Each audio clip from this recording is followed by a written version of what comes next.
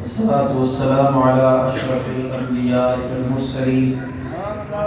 व अला आलिहि व अस्हाबिहि अजमईन। अशहदु अल्ला इलाहा इल्लल्लाह वहदहु ला शरीका लह व अशहदु अन्ना मुहम्मदन अब्दुहु व रसूलुहु। अम्मा बअद, अऊज़ु बिल्लाहि मिनश शैतानिर रजीम। बिस्मिल्लाहिर्रहमानिर्रहीम। फातिज़िल क़रबा हक़्क़हु वल मिस्कीन वब्नस सबील ज़ालिका ख़ैरुल लिल्लज़ीना युरीदूना वजहल्लाह व उलाइका हुमुल मुफ़्लिहून।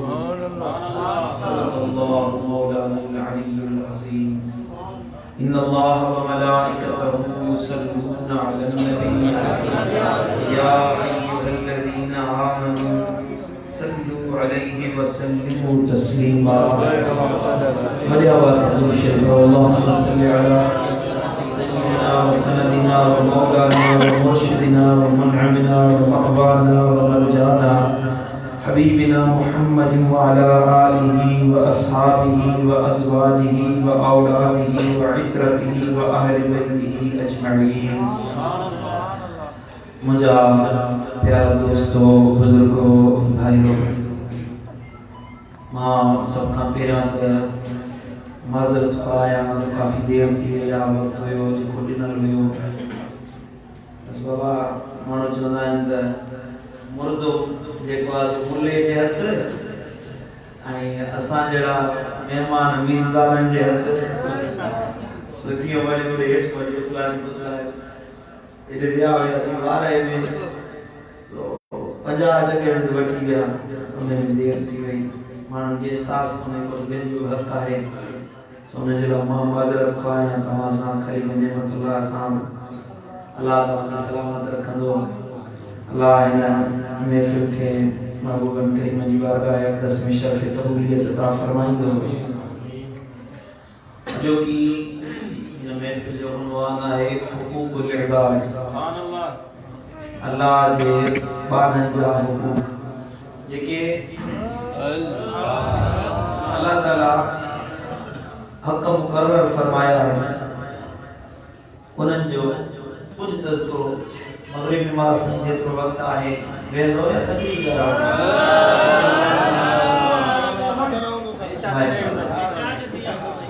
अल्लाह को सदाई सलाम या मूंखे वरी सेवण चई वञो इशारो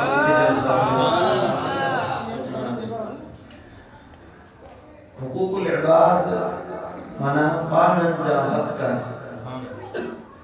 मशहूर आहे हदीस मुबारक आहे, उनखे उल्टो करे असांजे मुआशरे में ख़ुसूसन जेके जदीद पढ़ियल लिखियल तबको हदीस के पेश कंदा आहिनि त अल्लाह पंहिंजो हक़ माफ़ करे छॾींदो, पर क़यामत में बाननि जा हक़ माफ़ कोन कंदो। इहा हदीस ग़लति पेश कंदा आहिनि। हालांकि असुल आहे माण्हू चवंदा त अल्लाह जा हक़ न अदा कयो, बाननि जा हक़ अदा कयो। ॿुधो अथव इहा हदीस? अक्सर तौर ते माण्हू बयान कंदा आहिनि त बाननि जा हक़ अदा कयो, अल्लाह पंहिंजो हक़ बख़्शे छॾींदो, बख़्शींदो कोन अल्लाह। ऐं नमाज़ न पढ़ो अल्लाह बख़्शे छॾींदो, रोज़ो न रखो अल्लाह बख़्शे छॾींदो, जेके अल्लाह फ़र्ज़ कया बख़्शे छॾींदो। असुल में हदीस ईअं आहे तो मुमकिन आहे अल्लाह पंहिंजो हक़ माफ़ फरमाए, चाहे जंहिंखे रब चाहे बख़्शे छॾे, पर बाननि जा हक़ पाण माफ़ कंदा। जंहिंजो दुनिया में हक़ खाधो ई उनजो हक़ अल्लाह ताला क़यामत जे ॾियारे वठी ॾींदो। जंहिंजो हक़ जे खाधो ई पाड़े वारे जो हक़ अदा न कई, मुस्लमान जो हक़ अदा न कई, सैन जा घर वारी जो हक़ अदा न कई, पंहिंजे अबे अम्मा जा हुकूक अदा न कई, तो उहे हक़ अल्लाह ताला क़यामत में वठी ॾींदो। वठी ॾियण जो तरीक़ेकार इहो हूंदो जो क़यामत जे ॾियारे उहे नेकियूं जेके तो कयूं हूंदियूं, जंहिंजो हक़ खाधई तो उन्हनि नेकियूं न ॾे हली वञे। उहे जेके नेकियूं तव्हां जूं आहिनि उहे क़यामत जे ॾियारे अल्लाह ताला उन ॾे मुंतक़िल करे छॾींदो जंहिंजो तव्हां हक़ खाधो हुयो। त इहो वधीक अल्लाह जो अज़ाब आहे। नेकियूं कई बि सही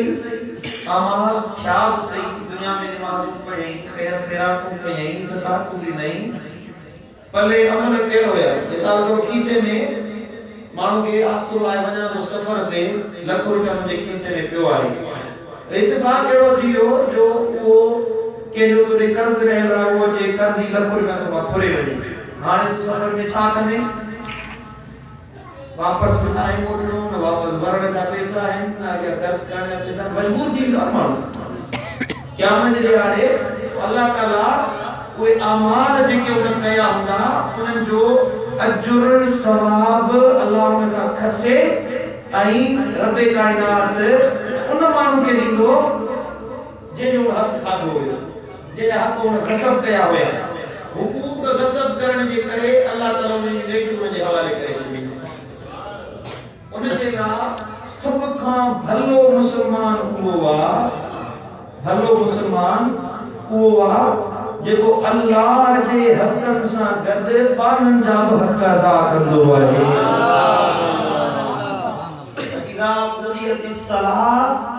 फंतशिरू फिल अर्द वब्तगू मिन फज़लिल्लाह जॾहिं नमाज़ क़ाइम करे चुको माना अल्लाह जो हक़ अदा करे चुको फंतशिरू फिल अर्द हाणे ज़मीन में पकड़जी वञो ऐं अल्लाह जो फज़ल तलाश कयो एड़ी माना है माए व्यापार कयो दुनिया जो व्यापार कयो पर मुफस्सिरन फरमाया त इनमां मुराद ख़ुसूसी आहे त तव्हां ज़मीन ते पकड़जी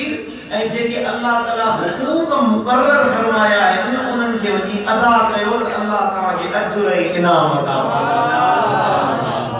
समझो था ज़मीन ते पकड़जी वञो अल्लाह जो फज़ल तलाश कयो हाणे नमाज़ पढ़ियो वरी घर जो पंहिंजी अबे अम्मा जी ज़ियारत कयो पंहिंजे पीउ माउ जो हक़ अदा कयो पंहिंजी घर वारी सां मिठा ॿोल ॿोलियो सम्झो था कि नथा सम्झो घर वारी सां वेहण बि सवाब जो कमु आहे अचो घर में असुल ॾंडो पियो पए दाणू हुजनि तीयूं हुजनि रहियूं दाणू मानी छाणे लाइ कोन ठाही अथई बिस्तरो छाणे लाइ कोन विछायो अथई मुंहिंजा कपिड़ा सुलाए अथई कोन कया अथई ॿाहिरां पाए जे ज़ाल जे मथां कढंदा आओ कि न गलत हो चवा गाल दिल सां लगे वधी अल्लाह ताला जेके हुकूक मुकर्रर किया है ना उम्मीद तौर ते जेके हुकूक है नबी में फरमाया तो मुसलमान में हक है जने बीमार थे तो उनका पुछण के लाइ वञे जने वो दावत ॾे तो दावत खे कबूल करे जने मरी वञे तो उन जे जनाज़े में शरीक थी टे हक मदीने वाले साईं उम्मीद तौर ते ॿुधाया आहिनि पर जेके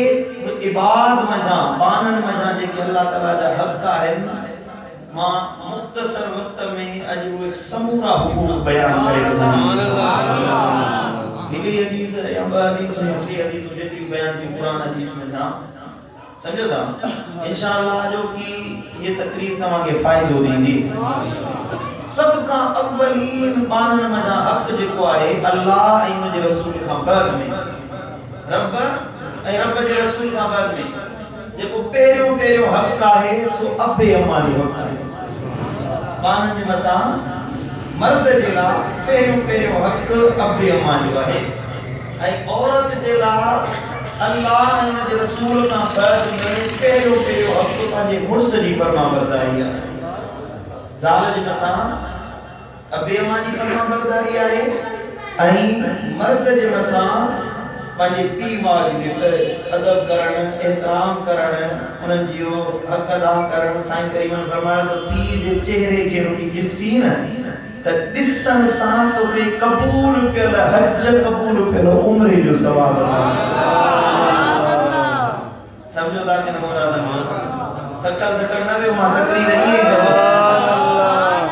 तो कुछ ॻाल्हियूं सम्झाइण चाहियां थो सम्झो समझो था शेर शायरी मां वरी पढ़ंदो आहियां गज़ल बि पढ़ण ईंदा आहिनि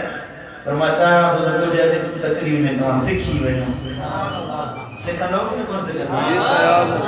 क़ुरान थो फरमाए वक़ज़ा रब्बुक अल्ला तअबुदू इल्ला इय्याह ऐं अल्लाह ताला तव्हांखे जिना फ़ैसिलो थो फरमाए तव्हांजो रब त ॿुधो ख़ासि तव्हां अल्लाह जी इबादत कंदा रहो पहिरियां हुकूकुल्लाह खास अल्लाह की इबादत कंदा रहो व बिल वालिदैन ihsana ऐं मां अल्लाह तव्हांखे फ़ैसिलो थो ॿुधायां त तव्हां पंहिंजे वालिदैन सां ihsan करण वारा थियो। अबे अम्मा जो अदब कयो, अबे अम्मा सां भलाई कयो। हबीबन करीमन खे अर्ज़ कयो या रसूल अल्लाह अय्युल अमल अहब्बु इलल्लाह, या रसूल अल्लाह सब खां भलो अमल कहिड़ो आहे जेको अल्लाह वटि महबूब तरीन हुजे। अहिड़ो अमल ॿुधायो जेको रब खे ज़ोर वणंदड़ हुजे। पाण फरमायूं अस्सलातु अला वक्तिहा, सब खां बेहतरीन अमल इहो आहे जो माण्हू निमाज़ खे पंहिंजे वक़्त ते अदा करे। वक़्त निकिरी वञे, संझा वेठो हूंदो, घड़ी खे ॾिसंदो, वरी सिज खे ॾिसंदो, वरी टाइम जो तांजो निमाज़ जो वक़्त ई निकिरी वञे, वरी कज़ा करे पढ़े न, बल्कि निमाज़ खे पंहिंजे वक़्त ते अदा कयो। हबीब करीम सल्लल्लाहु अलैहि वसल्लम फरमायो त इहो भले में भलो अमल अल्लाह वटि पसंदीदा अमल आहे। वरी हबीबन खे अर्ज़ कयो सुम्मा अय्यो या रसूल अल्लाह,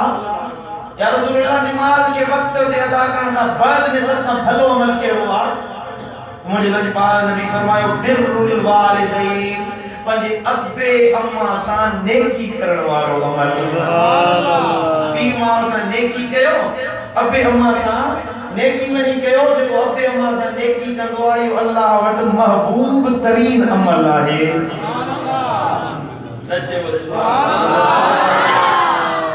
सुभान अल्लाह। हुआ माण्हू साईं मुंहिंजा इबादत करे, बंदगी करे, उनमें क़बूलियत अल्लाह जे हथ में आहे। कबूल थींदी इबादत अलाए कोन थींदी, पर अबे अम्मा जी खिदमत, अदब, चयो वञण, नेकी करण अहिड़ो अमल आहे जंहिंजे क़बूलियत में को शक ई कोन्हे, को उनमें को शक शुबो न आहे त अबे सां नेकी कयमि या नेकी क़बूल पई अलाए कोन पई। निमाज़ हींअर पढ़ी सी असर निमाज़ अलाए क़बूल पई अलाए न पई, रब जी मर्ज़ी आहे, क़बूल करे न करे। साईं मुंहिंजा रमज़ान गुज़री चुको, हुनजा रोज़ा रखियासीं, क़बूल पियो अलाए न पियो। ईद उल अज़हा ते क़ुर्बानी कईसीं, अलाए अल्लाह जी बारगाह में क़बूल पई अलाए कोन पई, रब जी मर्ज़ी आहे। पर अबे अम्मा सां ihsan करण अहिड़ो अमल आहे, अहिड़ो त बहितरीन अमल आहे जो तव्हां अमल कयो, शक ई न आहे त इहो क़बूल पियो अलाए न पियो, इहो यकीनन अल्लाह जी बारगाह में क़बूल थी वियो। समझो था कि न कोन था समझो? सुभान अल्लाह। ऐं सही मुस्लिम शरीफ जी हदीस आहे, हज़रत सैयदना अबू हुरैरा रज़ियल्लाहु तआला अन्हु रावी कि जा रजुल नबी सल्लल्लाहु अलैहि वसल्लम यस्तअज़िनुहु फिल जिहाद। हिकिड़ो मर्द आयो साईं करीमन जी बारगाह में, अचे अर्ज़ कई या रसूल अल्लाह मूंखे इजाज़त ॾियो त मां बि तव्हां सां गॾु जिहाद ते हलां। अब ध्यान ॾियो तव्हांजो। अर्ज़ कई या रसूल अल्लाह मूंखे इजाज़त ॾियो त मां जिहाद ते रहां। जिहाद फी सबीलिल्लाह, अल्लाह जी राह में माण्हू जो ज़ख़्म पहुचे न, साईं करीमन फरमायो त अल्लाह जी राह में तव्हांखे ज़ख़्म पहुचे, उन मां रत जो कतरो तव्हांजो ज़मीन ते पो किरंदो आहे, अॻे अल्लाह तव्हांजा समूरा गुनाह बख़्शे माफ़ फरमाए। ऐं साईं करीमन फरमायो त रब जी राह में निकिरण वारो, फी सबीलिल्लाह निकिरण वारो, उनजे राह मां मिट्टी, दज़, धूड़ उनजे जिस्म ते पवे, लजपाल नबी फरमायो उन जे जाइ ते मिट्टी लगी, उनजे मथां जहन्नम जी बाहि हराम थी। इन राह में निकिरण जी इजाज़त तलब की। यस्तअज़िनुहु फिल जिहाद, या रसूल अल्लाह इजाज़त ॾियो त मां जिहाद ते हलां। फ़क़ाल अहय्यु वालिदाक, छा तुंहिंजो अबो अम्मा जेरा आहिनि? छा तुंहिंजो अबो अम्मा ॻाल्हायो नथा? साईं करीमन पुछा कि तुंहिंजो अबो अम्मा जेरा आहिनि? क़ाल नअम। फ़क़ाल फ़ीहिमा फ़लयुजाहिद, वञ इन्हनि में वञी जिहाद कर, अबे अम्मा जी ख़िदमत कर, अल्लाह तोखे जिहाद फ़ी सबीलिल्लाह जो सवाब अता नची। सुभान अल्लाह, सुभान अल्लाह। ये हदीस मुबारक है, हबीब करीम सल्लल्लाहु अलैहि वसल्लम फरमायो हिकड़े दिहाड़े मुंहिंजा रजपाल नबी अचनि पिया सफ़र तां, सफ़र कंदे कंदे अची रहिया हुया त रस्ते में हिकड़ी जगह ते हिकिड़ो नौजवान हुयो, खनार हुयो, पहलवान हुयो, वॾो बहादुर हुयो ऐं वॾो जोधो हुयो, पर बकरियूं बेचारी। साहबी चवण लॻा हेॾो पहलवान असां जिहाद ते था वञूं पिया, हे बि जिहाद ते हले त केॾो सवाब थिएसि। काफ़िर हिनखे ॾिसी ॾिॼी वञनि, हेॾो वॾे कद वारो पहलवान ऐसा ही मुझा हटो कटो आ खाईंदड़ पींदड़ आ वरी वेठो आ घर में बकरी में बचाए गरीबन करीम जे कन्ने या गाल पहुंची मुझे लजपाल नबी फरमायो त नचो मुमकिन आहे पंहिंजे अब्बे अम्मा जी खिदमत करण जे लाइ रुकियल हुजे मुमकिन आहे पंहिंजे बच्चन खे पालण जे लाइ हलाल रोज़ी कमाईंदो हुजे मुंहिंजे महबूब फरमायो जेको सवाब तव्हां अल्लाह जी राह में जिहाद करण जे ज़रिए हासिल करण चाहियो था इहो अल्लाह ताला हिन खे घर वेठे अब्बे अम्मा जी खिदमत करण जे सबब अता करे छॾींदो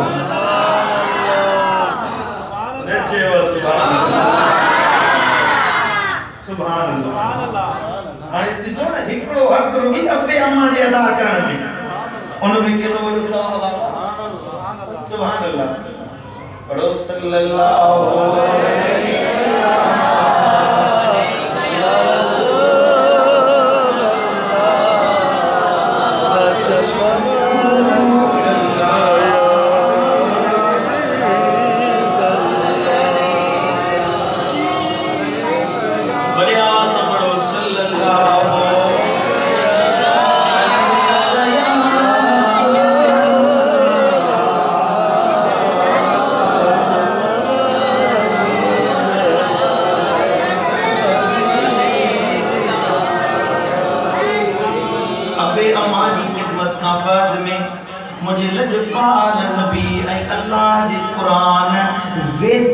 रिश्तेदारन सां माइटी गंढण जो अमर कयो आहे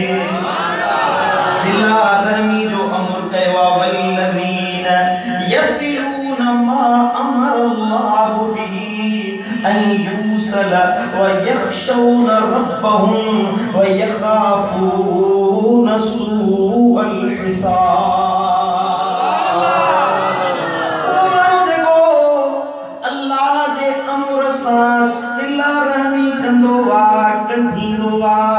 इन डप खां तमता अल्लाह रुसी न वने ऐं हिसाब किताब जे सख्ती खां बचण जे लाइ सिला रहमी कंदो आहे अल्लाह जो क़ुरान तो फरमाए रब उन खे पाण सां ॻंढे छॾींदो आहे अल्लाह सां जुड़ण चाहियो था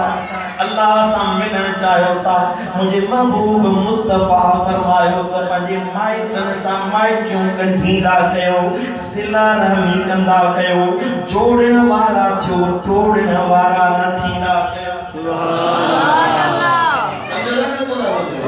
तोड़ण वारा घणा थी विया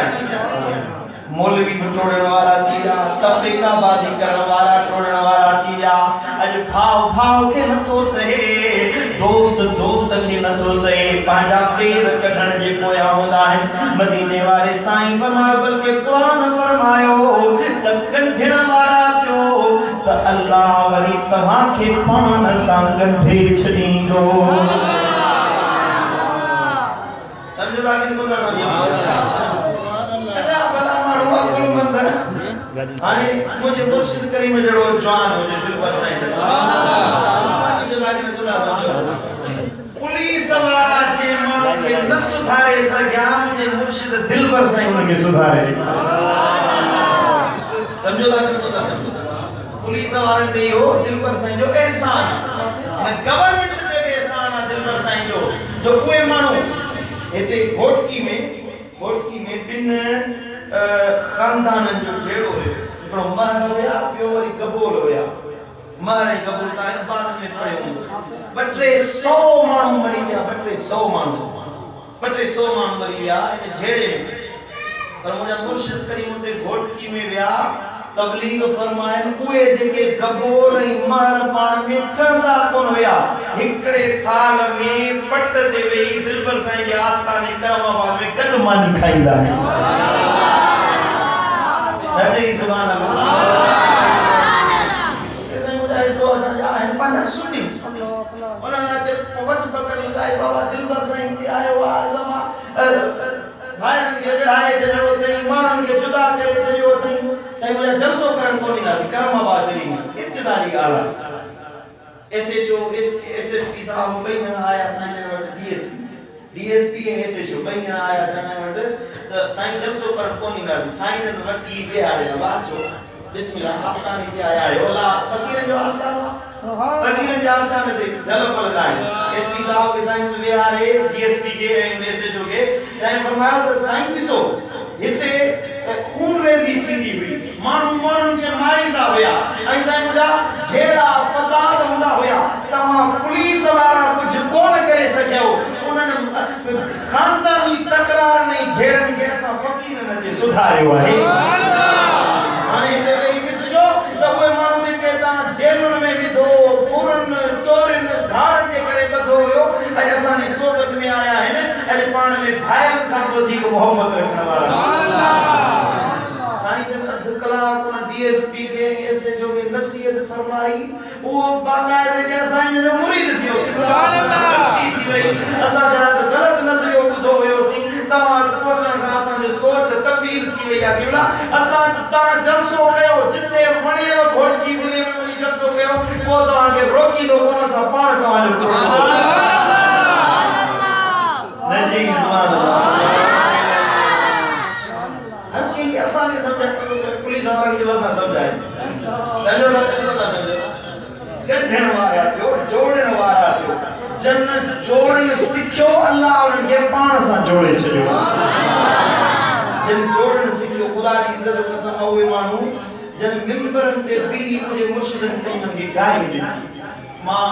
साहिबज़ादो आहियां साहिबज़ादे जी हैसियत सां नथो चवां बल्कि ओवरऑल हिकिड़ी पॉजिटिव ॻाल्हि थो ॿुधायां तव्हांखे त माण्हू जेके गारियूं ॾींदा हुया साईं जन पाण उन्हनि जी तारीफ़ फरमाईंदा हुया उन्हनि जे लाइ चङा लफ़्ज़ फरमाईंदा हुया अॼु उन्हनि खे को सुञाणे कोन थो उन्हनि जो नालो ई मिटिजी वियो अॼु पूरी सिंध में नालो मुंहिंजे मुर्शिद दिलबर साईं छाजे लाइ कुरान मजीद फरमायो वल्लज़ीन यसिलून उहे माण्हू जेके अल्लाह जे अमर सां जोड़ींदा आहिनि अल्लाह उन्हनि खे पाण सां मिलाए छॾींदो आहे नबी करीम सल्लल्लाहु अलैहि वसल्लम फरमायो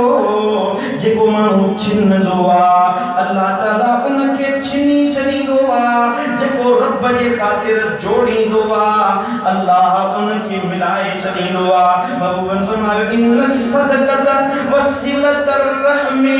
यज़ीदुल्लाहु बिहा फिल उम्रे व यदफउ बिहा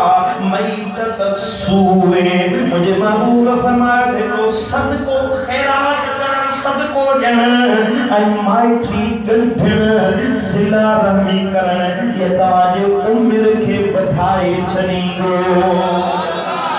जेको माण्हू सिला रहमी करण वारो आहे अल्लाह उनजी उमिरि खे वधाईंदो व यदफउ बिहा मैतत सूए ऐं अल्लाह उनखे बुराइयुनि खां बदकिरदारियुनि खां बदनज़री खां बुरी नज़र खां ऐं बुराई खां अल्लाह उनखे दूर करे छॾींदो आहे सिंधी में जब ॿिए जे लाइ खंड खोटींदो तव्हां पाण हुन में वञी किरंदो कई माण्हू अहिड़ा आहिनि जेके ॿियनि जे लाइ खंडूं खोटींदा आहिनि अल्लाह उन्हनि खे किराईंदो आहे हुन में पर जेको माण्हू ॿियनि जे लाइ चङाई सोचे भलाई सोचे मुंहिंजे महबूब फरमायो त अल्लाह ताला उन जे लाइ ख़ैर फरमाईंदो आहे समझो था ख़र्च कयो पंजनि जे मथां ख़र्च कयो साईं करीम फरमायो त जो तव्हांजो रिश्तेदारनि मां तव्हां सां वधीक बुराई करण वारो हर कंहिंजे खानदान में हूंदो आहे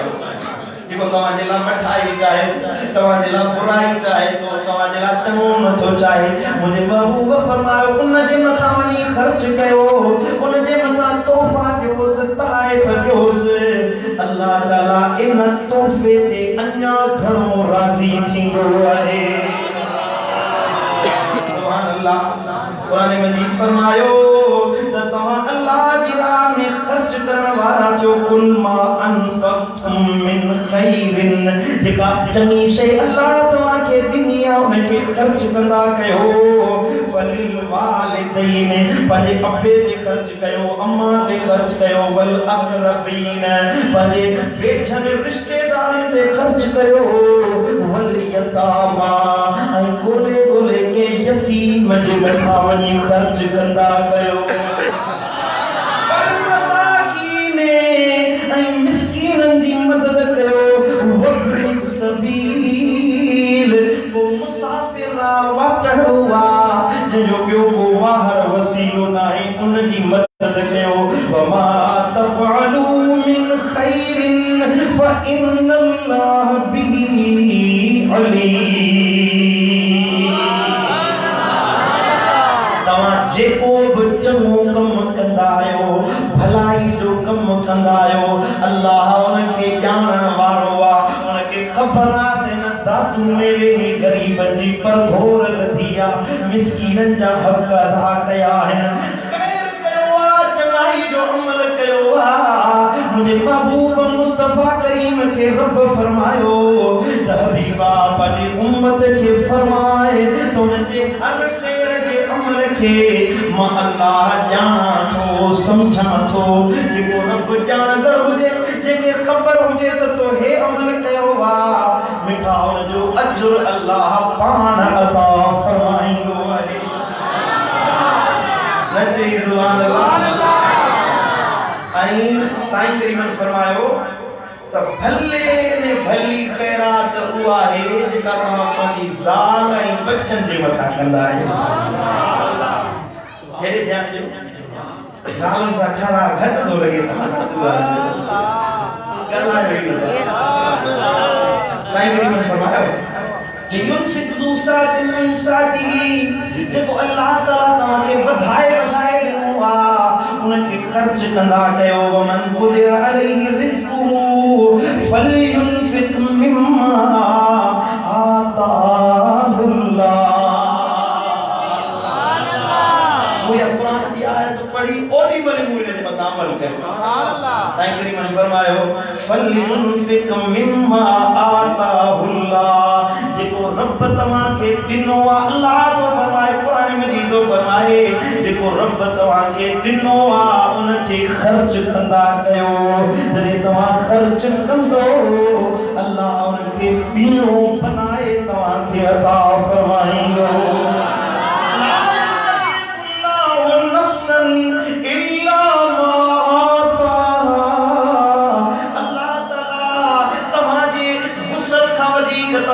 तकलीफ में नाहे विझंदो कंहिं बि जवान खे अल्लाह एॾे ख़र्च में नाहे विझंदो मिसाल तौर इहे खणी चइजे त जंहिं माण्हू जी जेतिरी इनकम हूंदी आहे आमदनी हूंदी आहे अल्लाह हुनजे मथां बार बि ओतिरो रखंदो आहे कंहिंजे मथां एॾो बार नाहे रखंदो जो माण्हू सही न सघे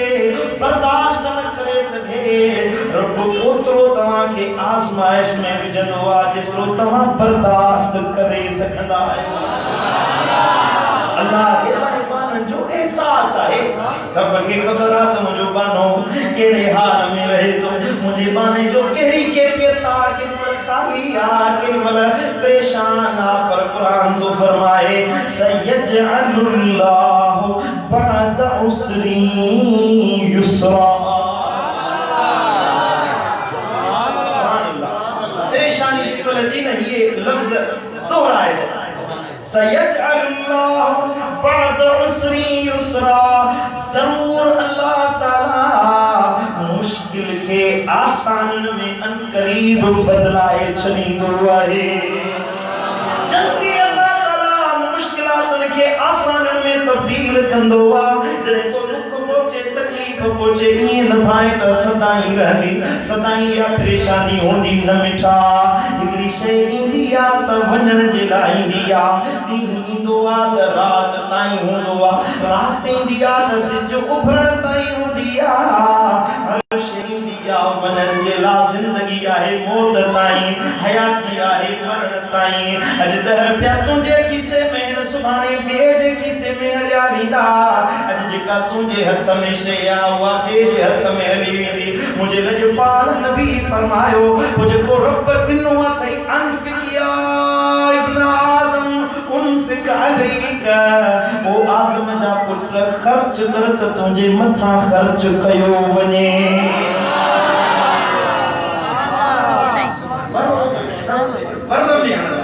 रुपया मिलते पगार जो टाइम अचे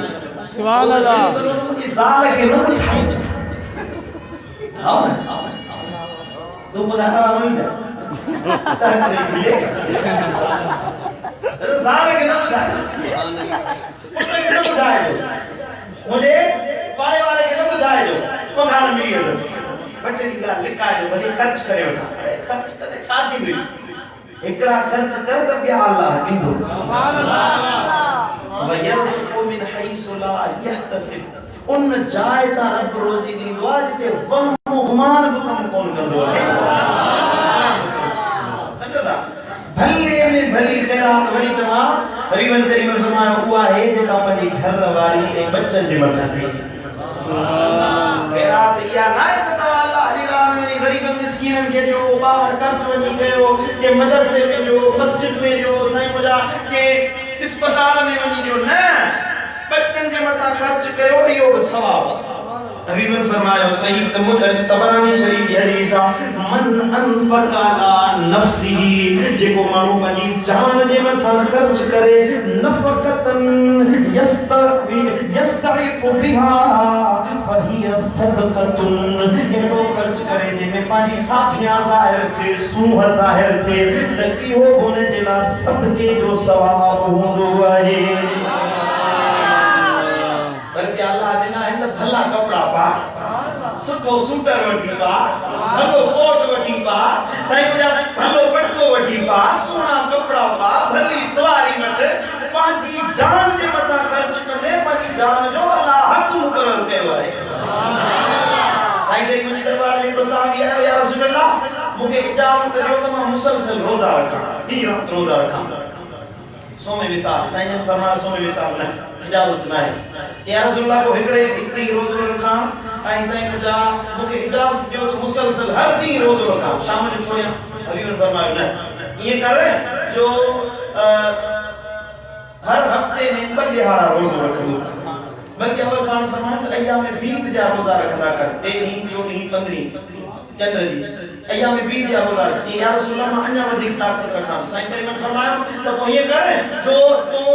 हर सूमर ऐं ख़मीस जे ॾींहुं रोज़ो रख अर्ज़ या रसूल अल्लाह अञा वधीक ताक़त रखां जो साईं ने फरमायो त पोइ तूं अयाम सोमे दाऊदी वारा रोज़ा माना हिकिड़े ॾींहुं रोज़ो रख ॿिए ॾींहुं रोज़ो खोल हिकिड़े ॾींहुं रोज़ो रख ॿिए ॾींहुं छॾे ॾे जी न या रसूल अञा वधीक इजाज़त साईं करीम ख़ामोश थी विया वो साहबी जे पे अमल न कयो अबू जे फरमान ते ओ जने कुरान पढ़ी जी त मां रोवां तो हाणे मां बेही नमाज़ न थो पढ़ी सघां सजदो न थो ॾेई सघां रोज़न जे करे मूंखे एॾी हेंगाई अची वई आहे हबीब फरमायो तव्हांजी जान जो तव्हांजे मथां हक़ आहे खाओ पीओ इसराफ़ ख़र्च न कयो इसराफ़ ख़र्च करण वारो शैतान जो भाव हूंदो आहे बाक़ी पंहिंजी जान जे मथां ख़र्च कयो त अल्लाह हुन जो तव्हांखे अजर ऐं इनाम अता सुभान अल्लाह अला इम्रातिही व वलदिही व अहल बैतिही जेको पंहिंजी ज़ाल ते ख़र्च करे पंहिंजे पुट ते ख़र्च करे पंहिंजे घर वारनि ते ख़र्च करे महबूबन करीमन फरमायो त इन जो हुनखे सदके जेतिरो सवाब ॾिनो वेंदो आहे घरवारी अबे अम्मा का बाद में घरवारी जो हक़ वा पानी ज़ाल जो हक़ वा वो उन घरवारी जो हक़ अदा कयो उनखे पैसा ॾींदा कयो उन जो हाजतूं पूरियूं कंदा कयो उन जूं मुरादूं पूरियूं कंदा कयो पाण चङो चोखो दोस्तनि सां खाओ ज़ाल खे वरी दाल मानी ते रखो वेठा आओ करे ना साईं जो साईं की ज़ाल जी ॻाल्हि तो करे ले छा चल गाउन जी को ये ना हक़ जी ॻाल्हि आहे हक़ को बयान कयां थो मां घरवारी जो हक़ आहे पाण चङो खाओ था कई माण्हू अहिड़ा ॿुधा आहिनि त उहे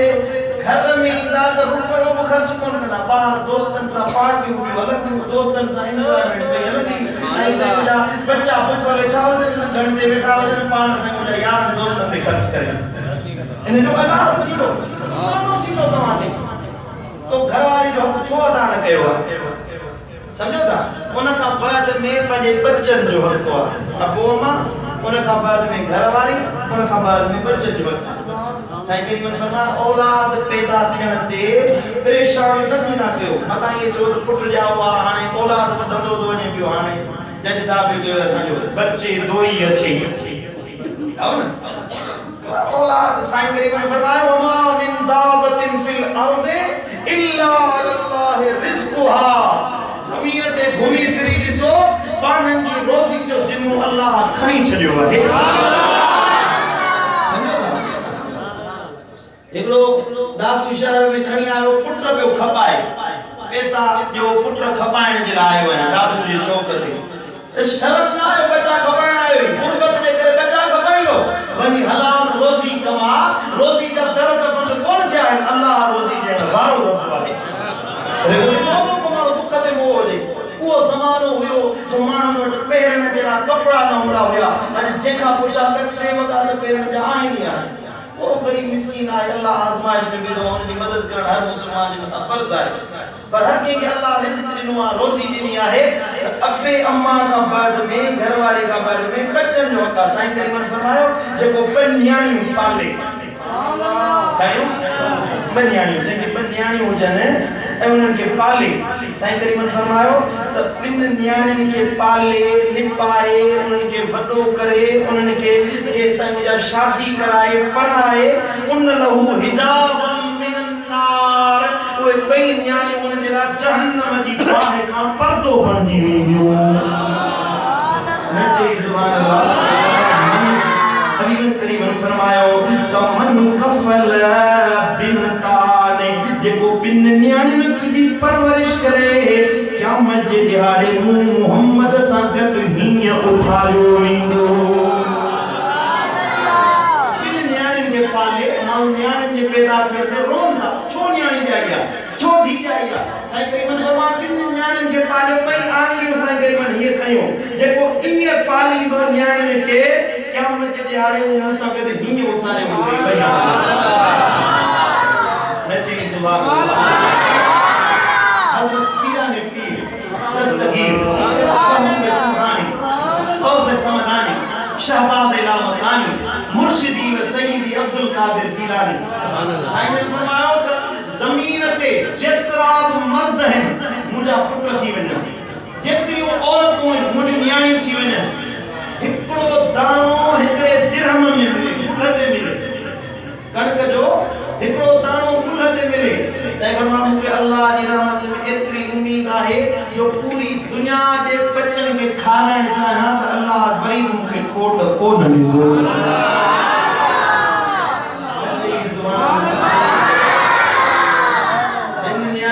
परेशानी ये दस्तगीर ने ये दस्तगीर कौन अदा थींदा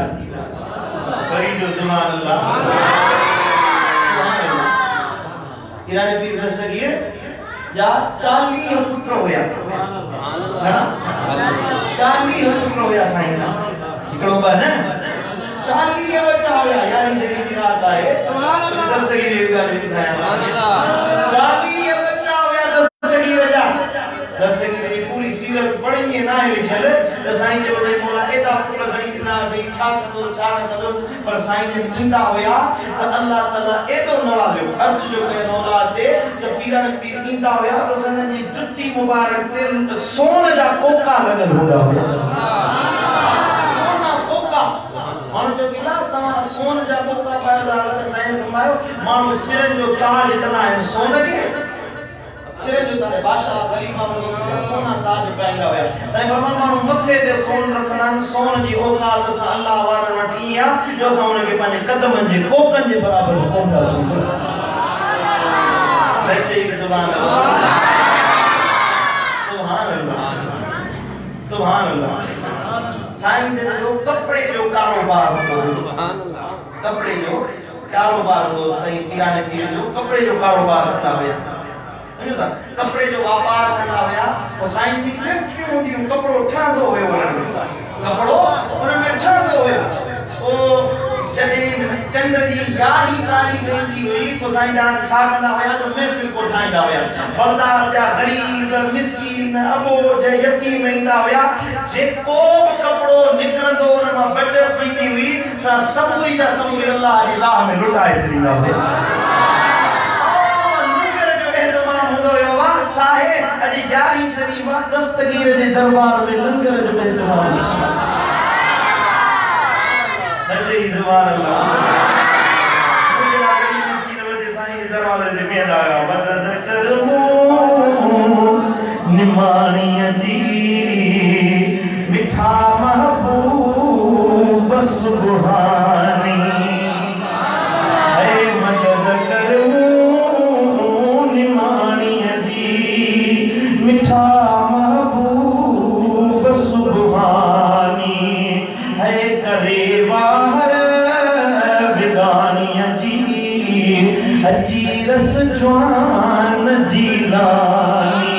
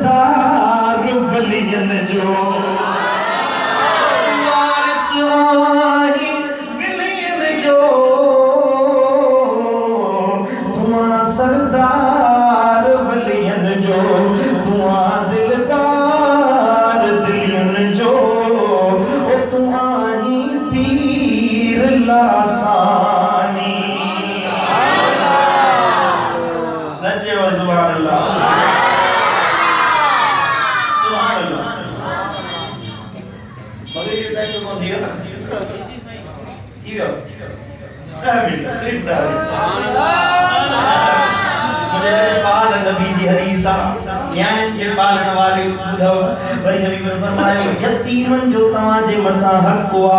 अना वकाफिलुल यतीम फिल जन्नते हुना न्याणन के पालण वारन जिला क़यामत जी गाल हुई पर यतीमन के पालण जिला महबूबन करीमन जन्नत जी गाल कया तमाम मोहम्मद मुस्तफा करीम ऐं यतीम के पालण वारो इन जन्नत में हुंदासी जियां बई आंगरियूं मिलियल आहिनि के पालण वारो क़यामत जे ॾियारे मूं मोहम्मद मुस्तफा करीम सां हीअं गॾु हूंदो जन्नत केड़ा केड़ा जन्नत में वञण अल्लाह खुदा तुम्हें यतीम हुजे को मिस्कीन हुजे जॾहिं ॿियो को साथी न हुजे हली वञी हुन जे मथां मथड़े ते हथड़ो फेरियो मुंहिंजे लजपाल नबी फरमायो त यतीम जे मथे ते जॾहिं को माण्हू हथ फेरींदो आहे उन जे हथ ते जेतिरा यतीम ॿार जा वार लॻंदा आहिनि हर हर वार जे बजाए अल्लाह ताला उन जा गुनाह बख़्शे माफ़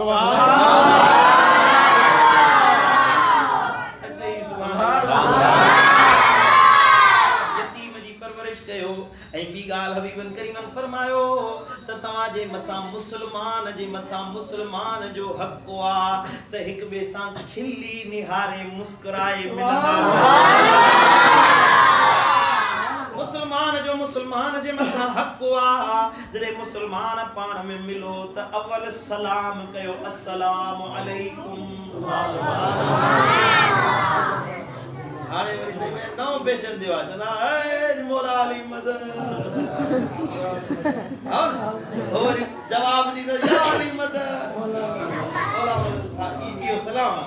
मुसलमाननि जो सलाम आहे अस्सलाम अलैकुम साईं फरमायो अस्सलाम अलैकुम चओ त अल्लाह तव्हांखे 10 नेकियूं ॾींदो 10 गुनाह बख़्शींदो 10 दर्जा बुलंद कंदो वरी चओ त अस्सलाम अलैकुम व रहमतुल्लाह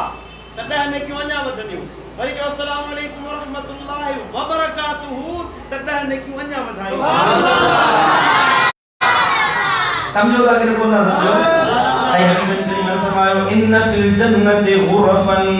जन्नत में हिकड़ो कमरो आ घर आ महल आ युरा ज़वाहिरुहा फी बवातिनहा जे ज़ाहिर में अंदर नजर ईंदो आ अंदर भी त ॿाहिरां नजर ईंदो आ शीश महल वांगुरु आ मुंहिंजे महबूबन फरमायो अअद्द अल्लाहु लिल मुतहाबीन فيه والمتظاهرين فيه والمتبادلين فيه वो जन्नत जो महल उन्हनि खे ॾिनो वेंदो जेके अल्लाह ख़ातिर हिक ॿिए में मोहब्बत रखंदा आहिनि, हिक ॿिए सां मुआमलो कंदा आहिनि, हिक ॿिए में मजलिस सजाए वेहंदा आहिनि। क़यामत जे ॾियारे उन्हनि खे जन्नत जो शीश महल अता कयो वेंदो। अॼु हिन महफ़िल में मां मूंखे ॾिसो केॾी देरि थी वई, तव्हां वेठा हुयो, हाणे असांजो रिश्तो त कोन्हे को या मूंखे तव्हांजो कर्ज़ लाहिणो हुयो, तव्हां इंतज़ार कयो साईं ईंदो त तव्हांखे कर्ज़ मोटाए ॾींदो न। अॼु वेठा हुयासीं अल्लाह ख़ातिर, अॼु अल्लाह ख़ातिर मजलिस कोठाए वेठा हुयासीं। हबीबन फरमायो वल मुतजालिसीन फी, अल्लाह ख़ातिर जेके हिक ॿिए में मजलिस सजाए वेहंदा आहिनि, इंतज़ार कंदा आहिनि, क़यामत जे ॾियारे उन्हनि खे उहो शीश महल अता कयो वेंदो। अल्हम्दुलिल्लाह असांखे उहा ख़ुशनसीबी अॼु हासिल थी आहे। साईं देर करे आयो, कहिड़ो फ़ाइदो थियो, इहो त फ़ाइदो थियो न जन्नत जो। सुभान अल्लाह। मुझे लजपाल नबी फरमायो हिकड़ो मुसलमान ॿिए मुसलमान जी हाजत रवाई जे लाइ हलंदो आहे, महबूबन फरमायो ला यज़ालुल्लाहु फी हाजतिल अब्दे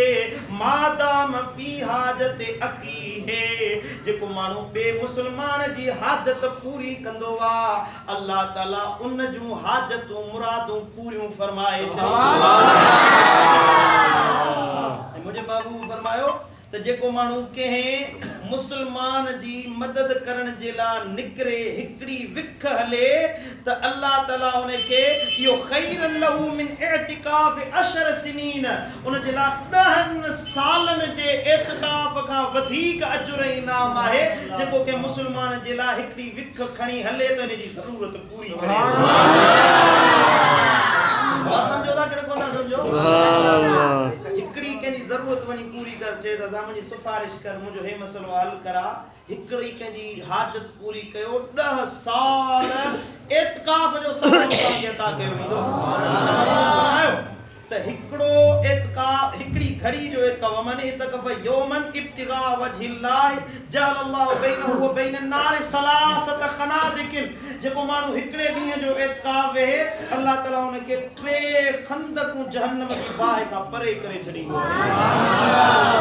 सुभान अल्लाह। ॿी हदीस मुबारक आहे, महबूबन फरमायो त लिअयमशी अहदुकुम मा अखीहि फी क़ज़ाए हाजतिन। हिकिड़ो माण्हू के मुसलमान भाउ जी हाजत रवाई जे लाइ हले, निकितो घरां त अशार बिइस्बइही, महबूबन पंहिंजी आङुर जे तरफ़ इशारो कयो, हिकिड़ी विख हले। ये महबूबन हीअं फरमायो सुभान अल्लाह। विख हले त अफज़ल मन अन यअतकिफ फी मस्जिदी हाज़ा शहरैन। वो माण्हू 2 महीना मुंहिंजी मस्जिद नबवी में वेही इतिकाफ वेहे, एतिरो अजुर इनाम हिकिड़ी कंहिंजी हाजत पूरी करण जे सदके अल्लाह ताला। या पूरे जो हिकिड़े ॾींहं जो इतिकाफ मस्जिद नबवी जो 50,000 इतिकाफ तिहाड़नि जे इतिकाफ खां अफ़ज़ल आहे। हिकिड़े ॾींहं जो इतिकाफ वरी दोहरायां त 50,000 इतिकाफ हिन मस्जिद जो नालो छा आहे? मोहम्मदी मस्जिद। दादू जी हिन मोहम्मद की मस्जिद में 50,000 ॾींहं को माण्हू इतिकाफ वेहे, मस्जिद नबवी में हिकिड़े ॾींहं जो इतिकाफ अञा। सुभान अल्लाह। साईं करीमन फरमायो पर जेको के मुसलमान भाउ जी वञी हली वञी मदद करे त 2 महीननि जे इतिकाफ जो सवाब मिलंदो आहे। हिकु 2 महीननि में घणा 60 50,000 3 लख 3 लख इतिकाफ जो सवाब। सुभान अल्लाह। सुभान अल्लाह। वाह मुझा महबूब मुस्तफा तुझी मेहरबानी, वाह मुझा लजपाल नबी तुझी मेहरबानी। वो छा इरादो आहे? हे जे हदीस पढ़ा न, मुझे सामने 600 हदीसूं खुलियल आहिनि, लेकिन जा अंबार लगी वेंदा। दिल कुशादी कयो, दिल कुशादी कयो, अल्लाह जे बारनि में रहम करण वारा थियो। हबीबन फरमायो जेको माण्हू रहम नाहे कंदो, मल्ला यरहम ला युरहम, जेको माण्हू रहम नाहे कंदो उन जे मथां रहम न कयो वेंदो। रहम उन जे मथा कयो वेंदो आहे जेको मखलूक जे मथा रहम कंदो आहे। जो था परावा हक़ न खाओ, मुसलमाननि सां ॿियाई न कयो, परावा हक़ खाई वञो, कंहिंजे प्लाट ते कब्ज़ो करे वञो, कंहिंजा कर्ज़ वठो त कर्ज़ हड़प करे वञो, को अमानत ॾे त अमानत में ख़यानत करे वञो, साईं कंहिंजा नंग निहारींदा वठो, पाड़े वारनि जा नंग निहारींदा वठो। साईं करीम फरमायो पाड़े में जेको माण्हू ज़िना करे उनखे पीड़ो अज़ाब कयो वेंदो। समझो था, पाड़े में को हिंदू रहंदड़ आहे, हिंदू गैर मुस्लिम हिंदू रहे तो साईं करीम फरमायो उन जो तव्हांजे मथां हक़ आहे। समझो था, पाड़े जो हक़ अदा कयो, अबे अमा जा हक़ अदा कयो, पंहिंजे शहर जा हक़ अदा कयो, पंहिंजी क़ौम जा हक़ूक़ अदा कयो। रब राज़ी, रब जो हबीब राज़ी थे। अल्लाह ताला शाह मुंहिंजो चवण तव्हांजो ॿुधण पंहिंजी बारगाह में क़बूल मंज़ूर फरमाए।